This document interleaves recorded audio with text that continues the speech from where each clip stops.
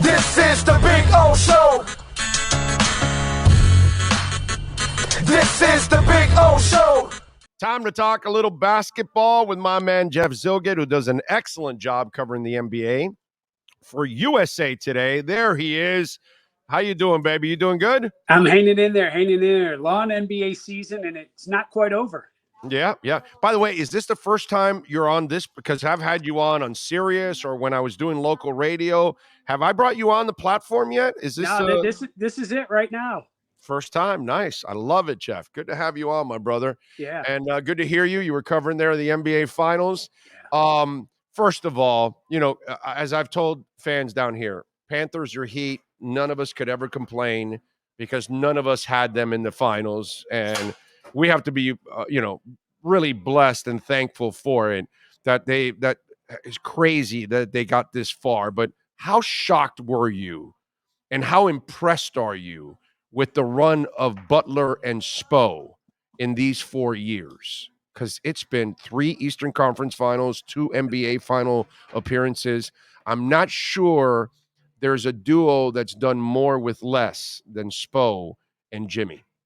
Yeah, you're putting it really well, Big O, on that front. So ultimately, if you were to ask me what team as a number 8 seed would get to the NBA Finals, I would probably scroll toward the Miami Heat. So to that end, not surprised, but it's surprising anytime an 8 gets to the NBA Finals. So let's just put that out there. But then when you talk about how impressed I am, look, I've been trying to tell people, and maybe I wrote it this way, is that at the beginning of the year when I'm asked to fill out, who I think is going to win what awards, I automatically put Eric Spoelstra's name at the top of my list.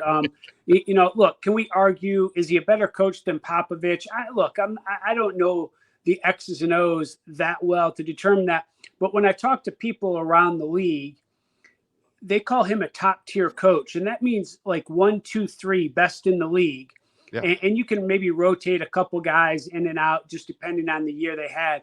But Eric Spoelstra, just year in, year out. And what he's able to do, he's done it different ways. He's gotten teams to the playoffs that have stars. He's gotten teams to the playoffs that way. He has some pretty good teams, but maybe they shouldn't have done this well. And then what you see this year with this team and getting them to the NBA Finals. There's only one star on this team, for real. I mean, a one true star in Jimmy Butler. And to get this far, I mean, it is crazy, Jeff. He gets the most out of the least, and that's no offense to anyone on that team. I know Bam Adebayo, Eric Spoelstra makes a push for him for best defensive player in the league. But to extract what he gets, and I know they get a little tired of this conversation by the end of the year when us national guys pop in and we want to ask about Caleb Martin and Gabe Vincent. And, they had Duncan Robinson and replaced them essentially with Max Strus.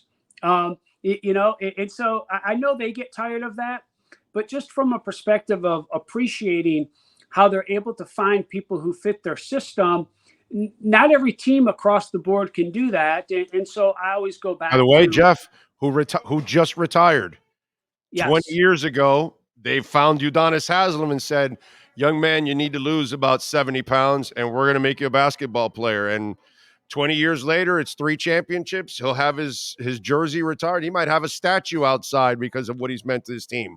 Think about that career right there, 20 years. They find these guys. And again, I've also said that this is a little indicative of Pat Riley. You got a little muted there. You got a little muted. You got a little muted there.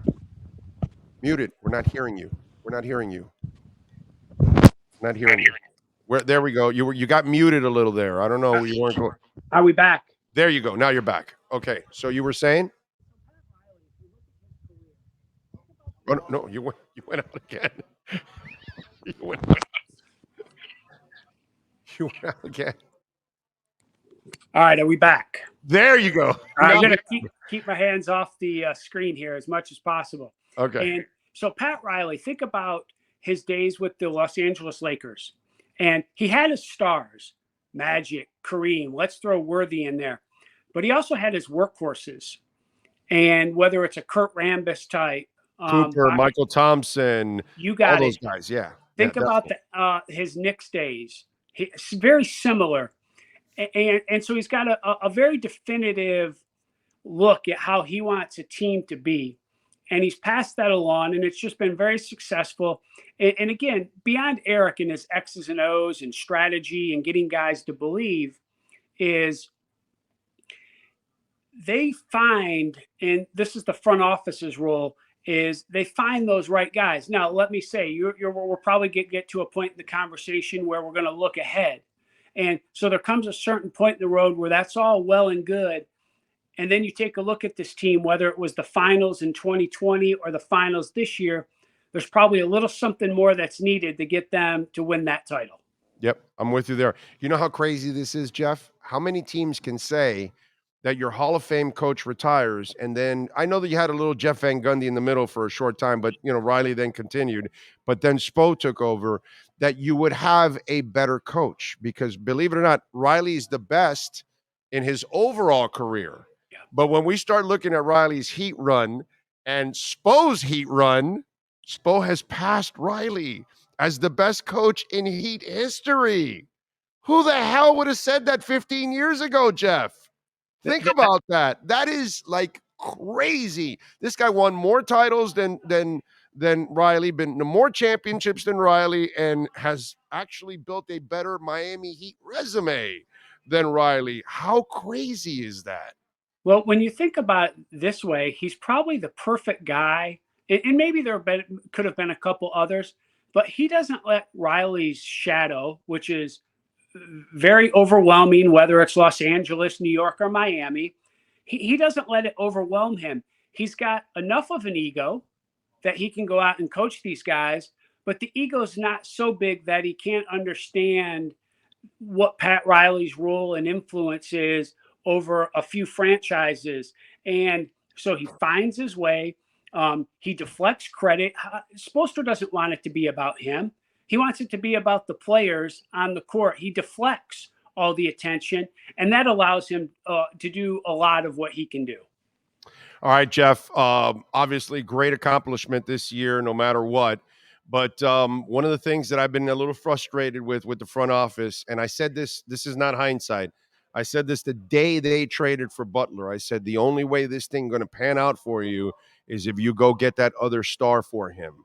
And they haven't been able to find that other star. And unfortunately, the Kyle Lowry move, and I know it's a strong friendship for Butler and all of that, with him being the godfather of his daughter and all of that, but it's a $30 million salary that it did not produce a star that Jimmy needed.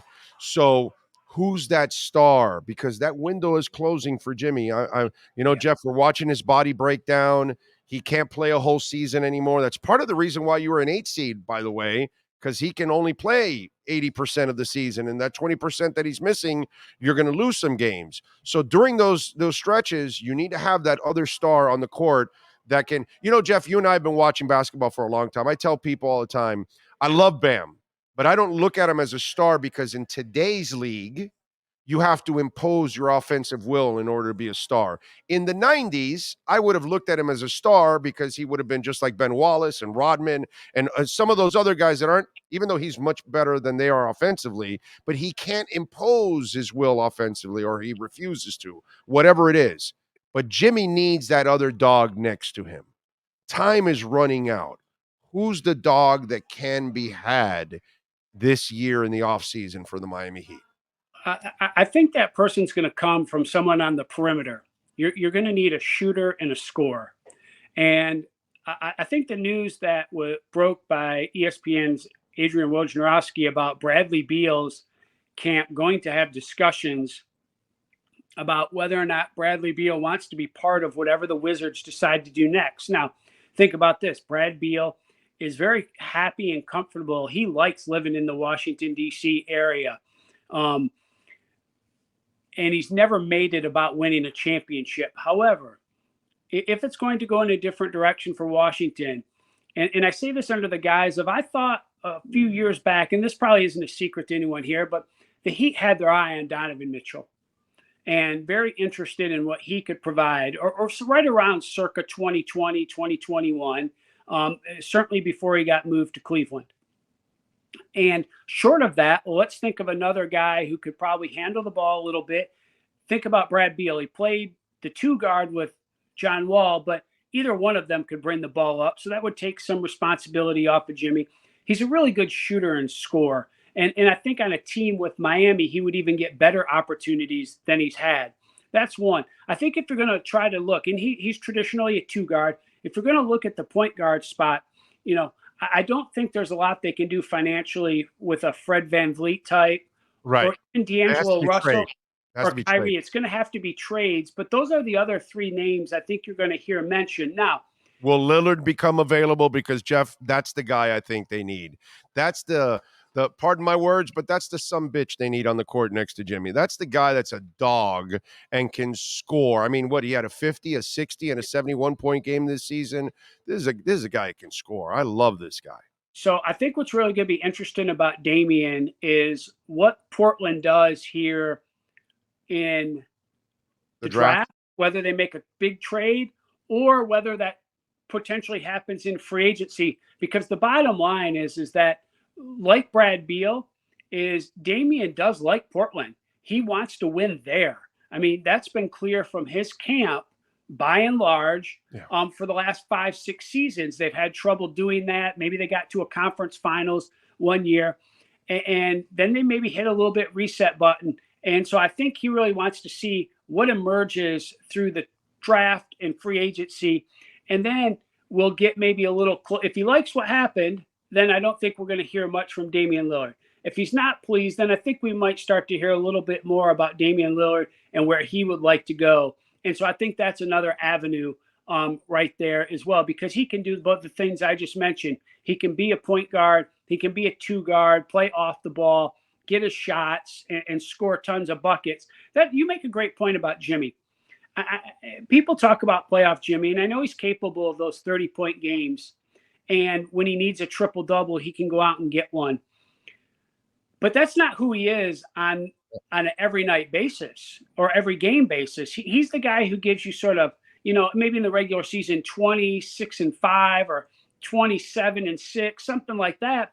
And that's perfect in the way Jimmy plays. It works. But to your point about getting another score, that really became evident in this series against Denver, that someone else needed to put the ball in the bucket. Yeah, they needed somebody. All right, so you said, we'll wrap it up with this. You said you start the season by predicting, you got to put in a name, who's going to win this, who's going to win that. You got Spo in there for Coach of the Year. So Jeff Zillgitt, who covers the NBA for USA Today, you are now filling in. Who is the big name that is going to get traded to the Miami Heat? Who is it? I'm still looking for Bradley Beal. I love your Lillard suggestion. But I think when it gets down to it, the Wizards might have if it doesn't happen at the trade or at the draft, something in the off season, the Wizards might be able to put together the kind of or the Heat put together the kind of package that the Wizards like, and they can get that deal done.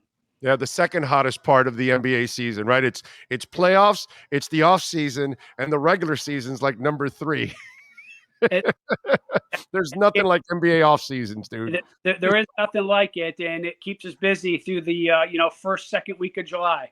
Yeah, it's 12 months, man. Just like football, they have done the marvelous and genius thing of keeping their name in sports for 12 months a year. Jeff, appreciate you as always, my brother.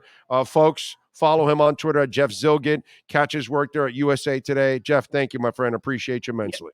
Yeah, thanks, Big O. Hey, by the way, what's the dog's name?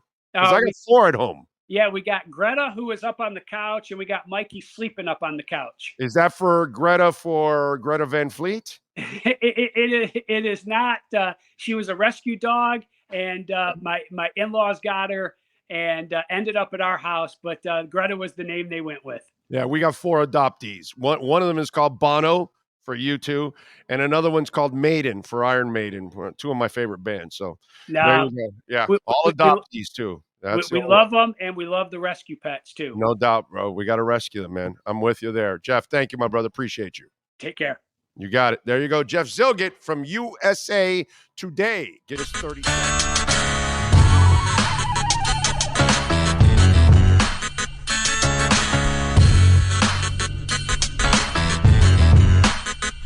is the Big O Show. This is the Big O Show.